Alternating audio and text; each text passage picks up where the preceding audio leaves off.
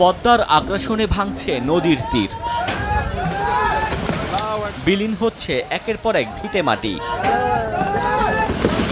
শেষ রক্ষায় বসতঘর সরিয়ে নিচ্ছেন নদীপাড়ের মানুষ।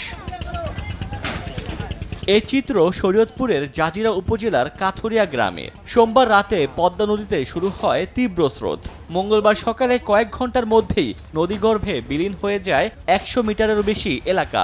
বিচ্ছিন্ন হয়ে পড়ে যোগাযোগ ব্যবস্থা। স্থানীয়দের অভিযোগ, অবৈধভাবে বালু উত্তোলনে ভাঙছে তীর। ঝুঁকিতে রয়েছে ফসলি জমি ও বাড়িঘর।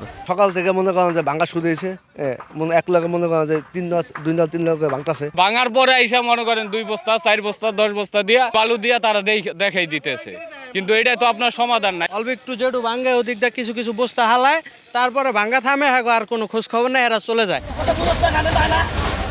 জরুরি ভিত্তিতে জিও ব্যাগ ফেলে ভাঙন নিয়ন্ত্রণে গতানুগতিক চেষ্টায় পানি উন্নয়ন বোর্ড। বর্ষাকালে কোথাও ভাঙন দেখা দিলে আমরা তাৎক্ষণিকভাবে সেখানে জিও ব্যাগ ডাম্পিং করে ভাঙন রোধ করি। ভাঙন দেখা দেওয়ার সাথে সাথে আমরা সেখানে প্রয়োজনীয় ব্যবস্থা নিয়েছি। এখানে যতক্ষণ ভাঙন রোধ হবে না ততক্ষণ জিও ব্যাগ ডাম্পিং করা হবে।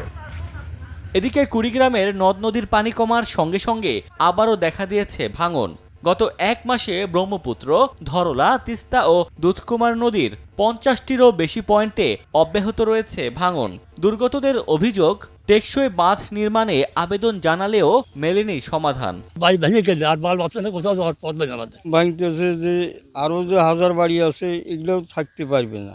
ভাঙন রোধে অধিক ঝুঁকিপূর্ণ 40টি পয়েন্টে জিও ব্যাগ ফেলেছে পানি উন্নয়ন বোর্ড। ওমর ফারুক, সময় সংবাদ।